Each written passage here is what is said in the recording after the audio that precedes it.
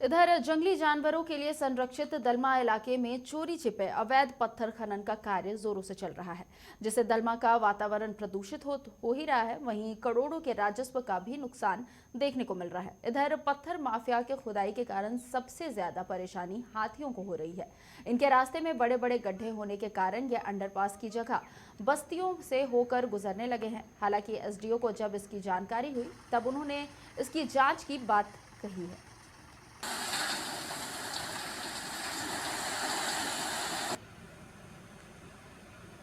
तो जंगली जानवरों के लिए संरक्षित दलमा इलाके में चोरी छिपे अवैध पत्थर खनन का कार्य लगातार जारी है।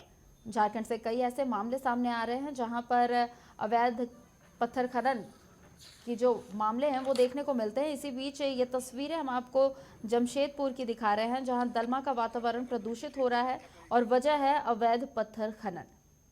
करोड़ों के राजस्व का नुकसान भी हो रहा है यहाँ पर सरकार को, और पत्थर माफियाओं के द्वारा जो खुदाई यहाँ पर की जा रही है उससे सबसे ज्यादा परेशानी हाथियों को हो रही है। इनके रास्ते में बड़े बड़े गड्ढे हो गए हैं, जिसके बाद ये अंडरपास की जगह बस्तियों से होकर गुजरने लगे हैं, और बस्तियों में जब ये जाते हैं तो वहां पर कई तरह के नुकसान कर देते हैं।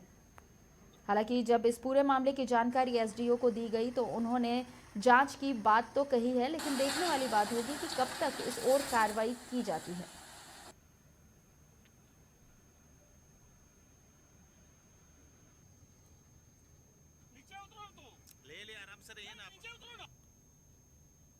साहिबगंज में 1000 करोड़ के अवैध पत्थर खनन के बाद ये दूसरा मामला हम आपको दिखा रहे हैं। दलमा इलाके में चोरी छिपे अवैध पत्थर खनन किया जा रहा है।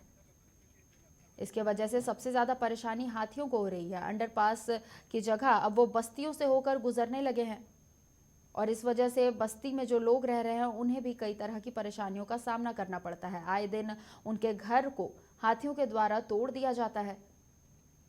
कई बार जान माल की हानि भी यहां पर देखने को मिलती है।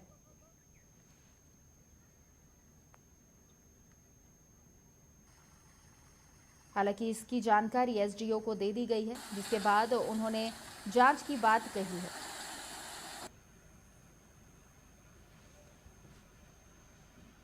बता दें कि अवैध पत्थर खनन के कारण एक तरफ तो वातावरण प्रदूषित हो ही रहा है, दूसरी ओर बात राजस्व की करें तो यहाँ पर सरकार को भी राजस्व की जो नुकसान है वो उठानी पड़ रही है।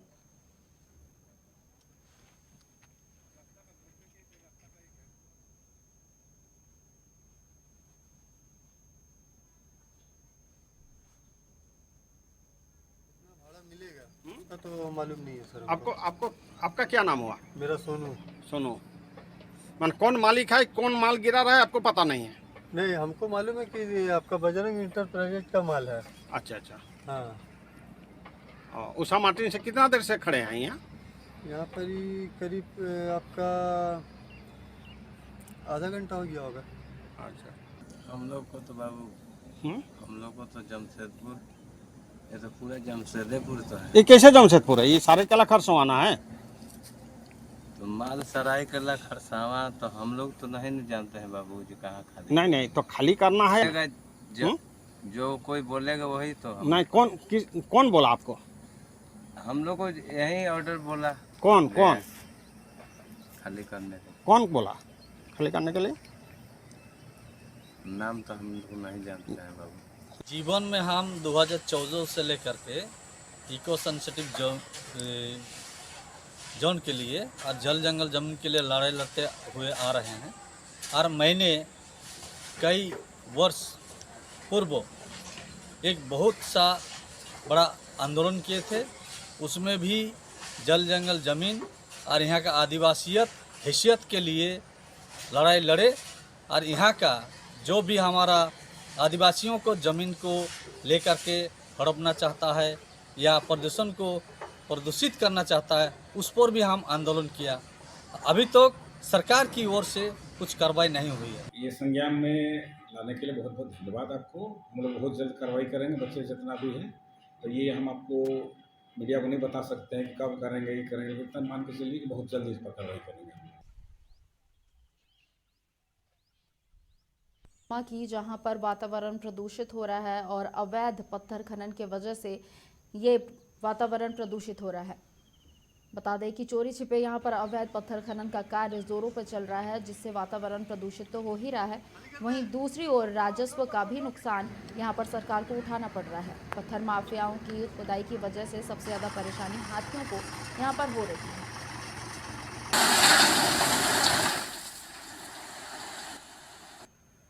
और खबर पर ज्यादा जानकारी के साथ हमारे सहयोगी इंद्रजीत हमारे साथ लाइव जुड़ चुके हैं। इंद्रजीत, अवैध पत्थर खनन किया जा रहा है, जिसकी वजह से राजस्व का नुकसान हो रहा है, वातावरण प्रदूषित हो रही है और सबसे ज्यादा परेशानी यहाँ हाथियों को हो रही है। क्या है पूरी जानकारी? खुशबू बता दें कि दलमा जंगल जो है 192 वर्ग किलोमीटर में फैला हुआ है, जो झारखंड और बंगाल उड़ीसा के सीमावर्ती क्षेत्रों में फैला है, जिसका बड़ा एरिया जो है जमशेदपुर के सरायकेला के आसपास क्षेत्रों में है। दलमा जंगल जो है हाथियों के लिए माना जाता है। हाथी जो है बड़ी संख्या में यहाँ निवास करती है, मगर इन दिनों देखा यह जा रहा है कि दलमा के अंदर जो है अवैध पत्थर खनन का कारोबार जोरों से चल रहा है। बात पटमदाई कर ले, बात उधर सरायकेला क्षेत्र के ईचागढ़ क्षेत्र के चांडिल क्षेत्र के एरिया ही कर ले, तो तमाम जगहों पे जो है अवैध कारोबारी जो है जंगल के अंदर जाते हैं और गाड़ियां अंदर ट्रैक्टर लेके जाते हैं और बड़े तरीके से वो क्या करते हैं, दलमा के तराई प्रशासन इसे देख तक नहीं पाती है। प्रशासन इसे क्यों नहीं देख पाती है?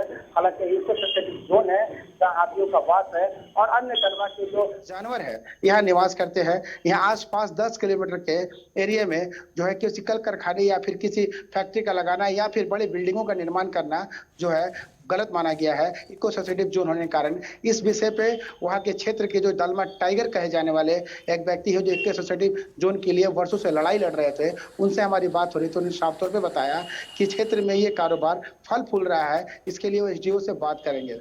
एसडीओ से जब बात की गई तो एसडीओ ने साफ तौर पे कहा अब तक ये जानकारियां हमारे पास नहीं थी, मगर अब जब जानकारी आई है इस पर जांच करेंगे। तो सवाल उठता है कि आखिर कब तक जांच करेंगे, क्योंकि सवाल होता है कि पोल्यूशन का, दलमा जंगल में पोल्यूशन यानी हाथी जो है झारखंड छोड़ करके उड़ीसा की ओर चले जाएंगे। दूसरी सबसे बड़ी परेशानी ये है कि NH-33 जब बना और उसमें अंडरपास तक बना ताकि हाथियों को आने जाने का जो रास्ता है वो ठीक रहे और हाथी जो है अपने रास्ते से आना जाना करे, मगर इन गड्ढों के कारण, इन जो पत्थर खनन के कार्य के कारण हाथी जो है रास्ता भटक गए हैं और गांव में जाते हैं, तोड़फोड़ करते हैं, आम जनजीवन को परेशान करते हैं। तो इस तरह से इस बड़े कालेबाजारी पे प्रशासन की नजर होनी चाहिए। हालांकि लीगल है कि अलीगल है इस बात की फिलहाल पुष्टि नहीं है, प्रशासन को इसे देखनी चाहिए और इस तरह के अवैध कार्यवाहियों पे नकेल भी कसनी चाहिए। जी कुछ बिल्कुल बिल्कुल, तमाम जानकारियों के लिए बहुत बहुत शुक्रिया। हमारे सहयोगी इंद्रजीत हमारे साथ जुड़े थे, बता रहे थे कि किस तरीके से दलमा इलाके में अवैध पत्थर खनन जो है वो किया जा रहा है, वातावरण प्रदूषित हो रहा है और हाथियों को किस तरीके से परेशानियों का सामना करना पड़ रहा है। हालांकि एसडीओ के पास पूरे मामले की जानकारी जा चुकी है, उन्होंने कहा है कि जांच की जाएगी और जांच के बाद इस पर ठोस कार्रवाई होगी।